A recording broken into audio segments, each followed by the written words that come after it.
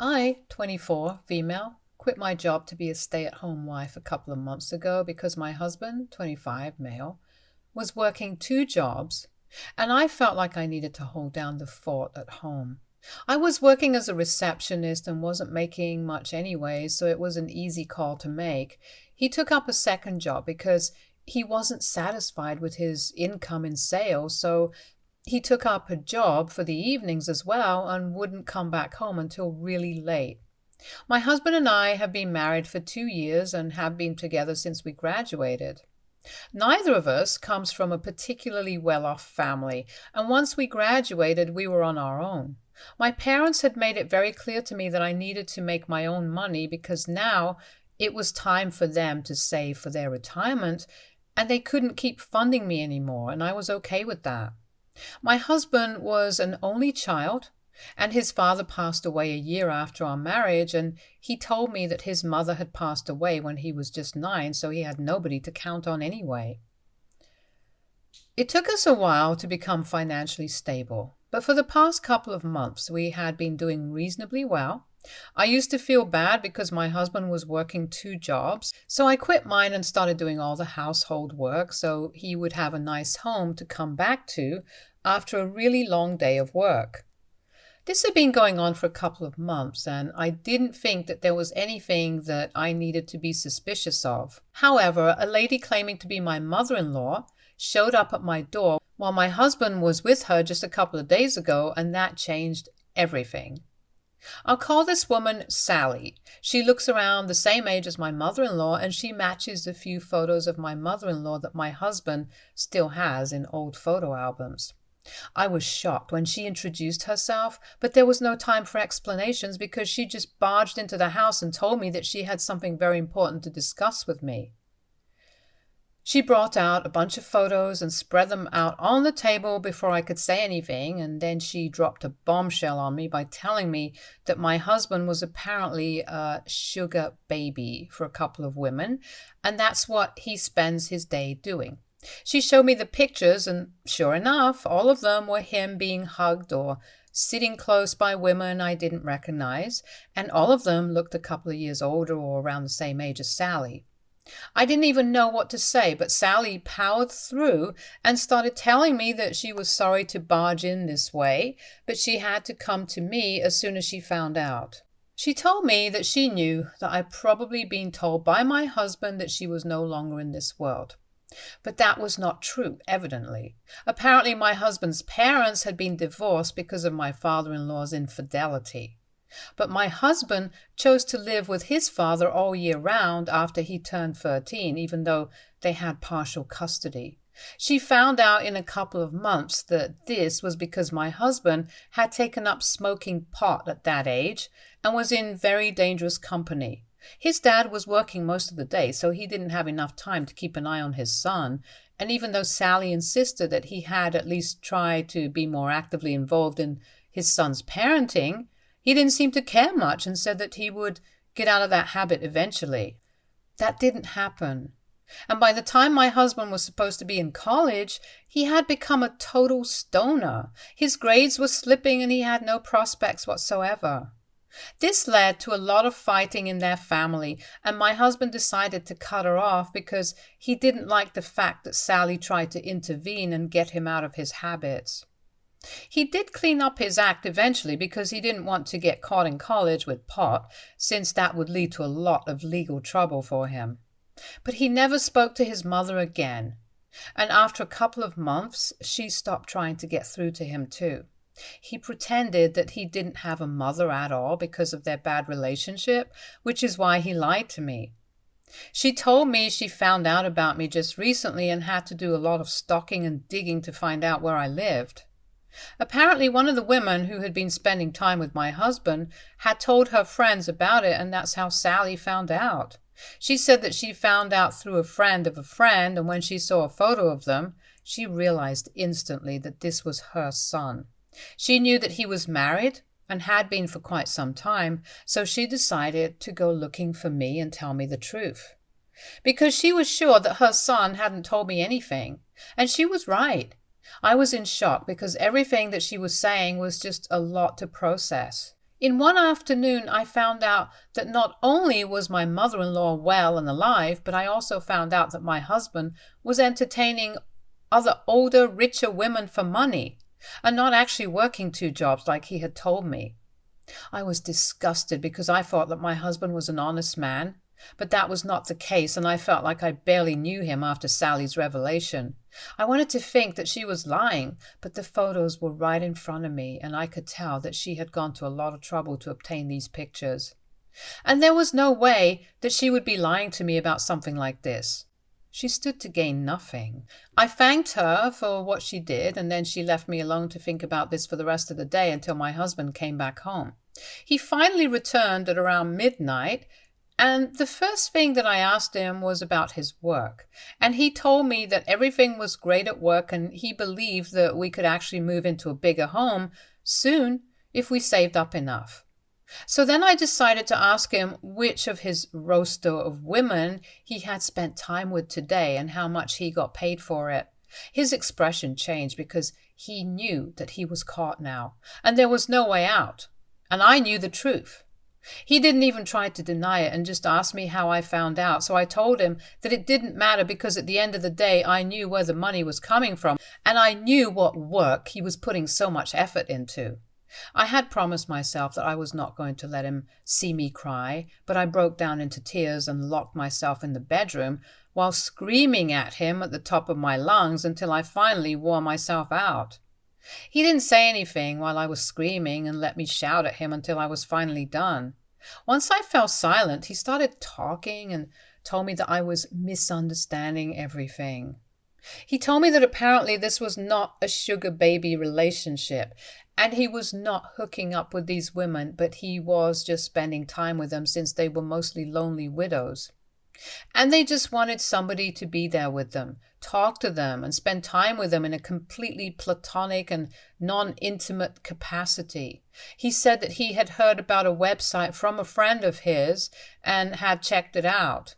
He signed up for it only because he knew that he wouldn't have to get involved with any of these women romantically or otherwise. It was all safe and legal, and it technically wasn't cheating because he was just providing them with companionship.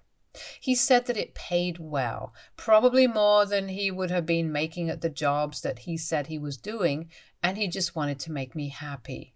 He knew that I was struggling with money and he couldn't find jobs that paid enough for the kind of lifestyle that I wanted, so he was really just doing this for me. I argued with him and told him that I didn't care about the money and that what mattered to me was that he had been lying to me for months and had been making a complete fool out of me.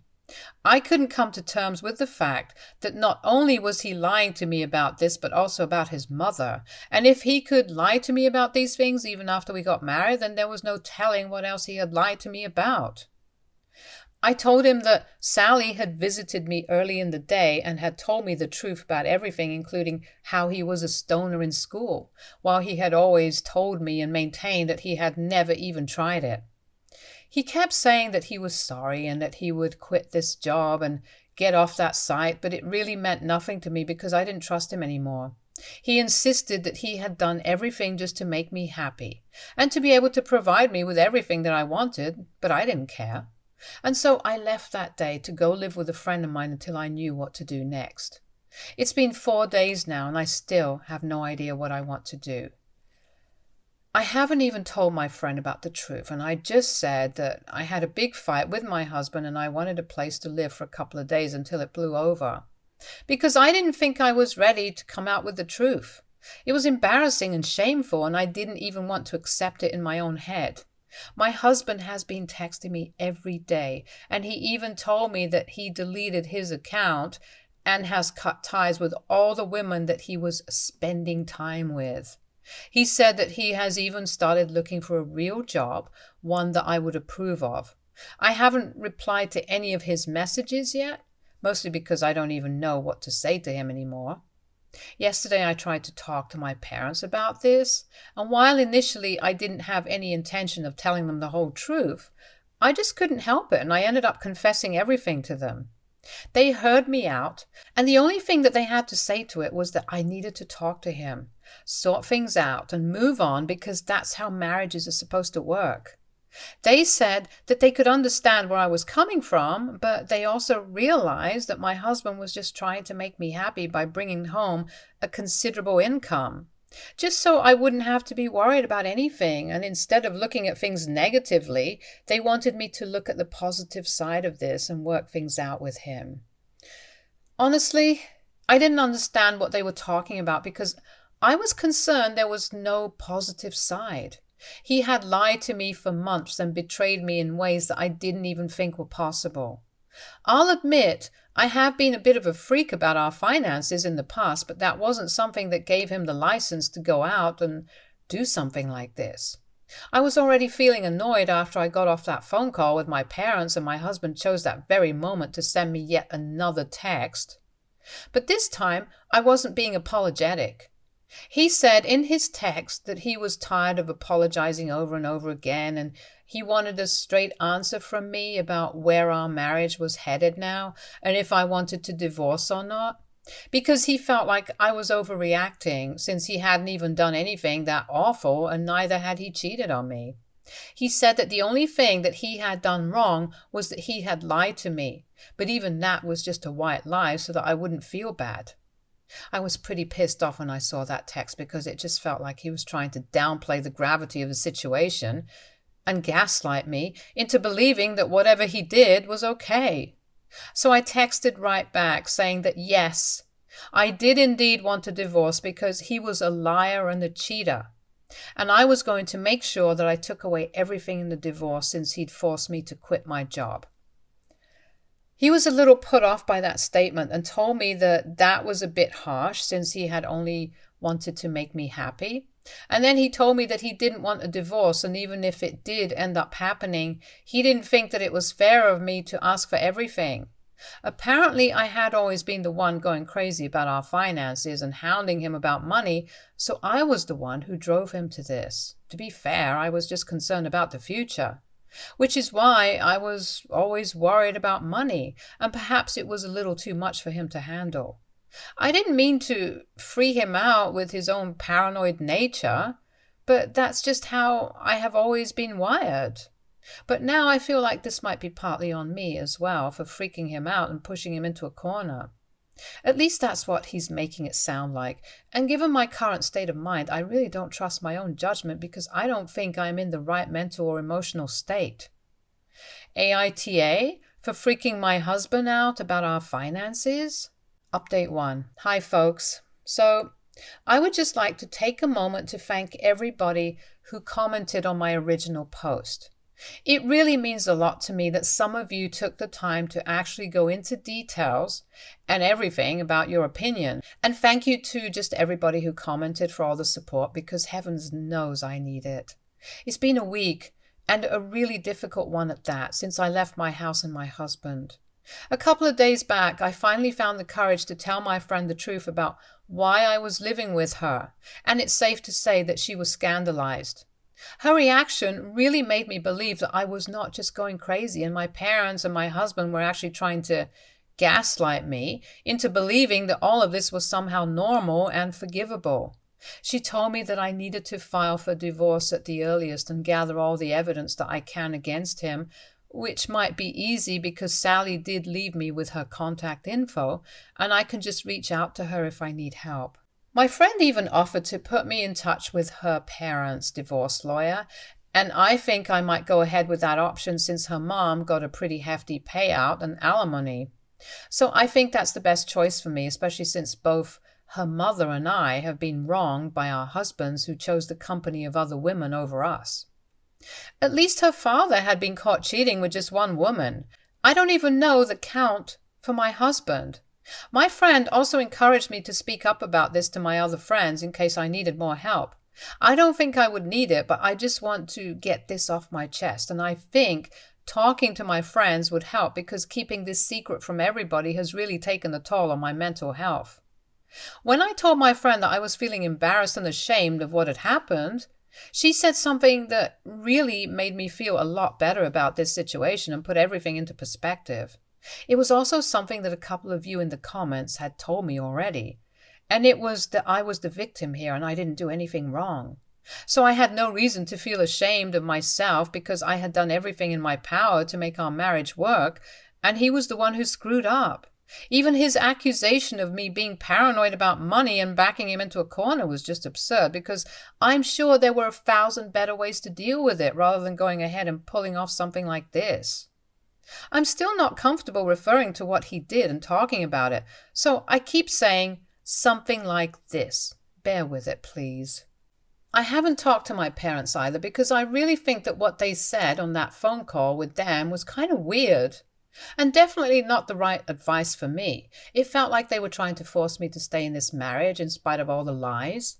Because they, for whatever reason, believe that it's the right thing to do. And I don't really think that I'm misjudging the situation either, because they very clearly mentioned on that last phone call that they thought working it out with my husband would be the right thing to do. I really didn't like that advice, and I think it's best for us to stay apart for a while, because otherwise they'll just keep trying to enforce their opinions onto me, and that's really not what I need at the moment. Update 2. So I filed for divorce a couple of days ago, and today my husband was served. He had been trying to reach out to me recently and had asked me several times to at least meet with him before I did anything, but it was just too late. He sent me several messages after he was served, talking about how unfair I was being and that I needed to see both sides before I came to such an insane conclusion. To be honest, I didn't understand what his side could possibly be, because he had already told me his reasons and I didn't think that any of them were valid, which is why I went ahead with the divorce in the first place. Had I thought that any of his reasons were even a little legitimate, then I might have entertained the idea of meeting him, trying to talk things out and whatever. But I couldn't think of anything that he could say that could possibly make me forgive him at this stage. He had lied to me about too many things for me to just get over it, and I don't think I can remain married to a person who I don't even trust anymore. And I can't see us rebuilding that trust again, because everything that has happened is just a little too much. I told him that I didn't want to talk to him and I just wanted this to be over, because this was painful for me, since now it felt like I was married to a person who I didn't even know, and it was as good as having been with a stranger for these past couple of years. He sent me another text saying that we could still work things out and he had been looking into marriage counselors for us. But in my opinion, it was he who needed therapy, because so far he had always just taken the easy way out. From whatever Sally told me, and also the fact that instead of just sticking to his job and working hard, rising through the ranks, he chose to do something so extreme, and then even tried to blame me for it. I was very clear with him, and I told him that no matter what, things would just never work out between us ever again, and he needed to accept that. He lost me because of his own stupidity, and now there was nothing he could do to win me back over. Even if he turned into a better person overnight, I wouldn't be able to trust him. That's just how badly he screwed up. After that, he didn't say anything, and that was the end of our conversation. But on a slightly happier note, I have started looking for a job because I have to support myself somehow, and I don't really think I'll be able to afford a lawyer if I don't work. I know my parents aren't going to help because they haven't even tried to talk to me after that phone call, and I don't expect them to help either. I do have some money set aside, but that won't last me very long, so I'm back on the job market, and I even have an interview in a couple of days. My friend has been really kind to me and has even let me borrow a couple of her work outfits because I had only brought casual clothes with me. She told me that I don't need to worry about paying rent and stuff until I'm back on my feet. And I feel incredibly lucky to have such a great friend like her. Update 3. So that's just 3 days to go before the first negotiation session for the settlement and alimony, and today my husband showed up at my friend's place to try and talk to me in person because I wasn't responding to his texts. I was in the middle of doing laundry when my friend told me that my husband was here and even offered to force him to leave in case I didn't want to talk to him. But I decided I was just going to have a conversation with him and be done with this once and for all, because I was getting pretty sick of having to tell him the same thing over and over again, that we couldn't get back together and we couldn't work things out because what he did was unforgivable to me. So my friend confined herself to the bedroom while my husband and I talked in the living room. Yet again, he started off by apologizing to me, and I cut him off and told him that there was no need for this because this would just make it 10 times harder for me to go through with a divorce, and that's the last thing that I needed. I told him that I wanted him to understand that whatever he did was not okay with me. And no matter how much he apologized, it wouldn't make things right again, and it definitely wouldn't help because I just couldn't trust him again. And trying to work on a marriage where I didn't even trust the guy I was married to seemed pretty meaningless to me. So he needed to stop contacting me every couple of days trying to get me to change my mind because it just wasn't going to work. And then he started crying and told me that he loved me and he just wanted me to forgive him this one time. It was really hard for me because I loved him too, but I couldn't forget him at the cost of my own dignity. Then we went silent for a while, after which he got to his feet really abruptly and wiped his face. And then he told me that he'd see me with his lawyer in a couple of days and stormed out of the house. I was kind of shocked, but I guess he finally realized that crying and begging me to take him back was not going to work anymore. I was sad after he left, but mostly just relieved because this just meant that I could go all out and I wouldn't even have to feel bad about it. Because now we are officially over. So yeah, I guess I will see him in court. Stay tuned for more stories from our girl relationships.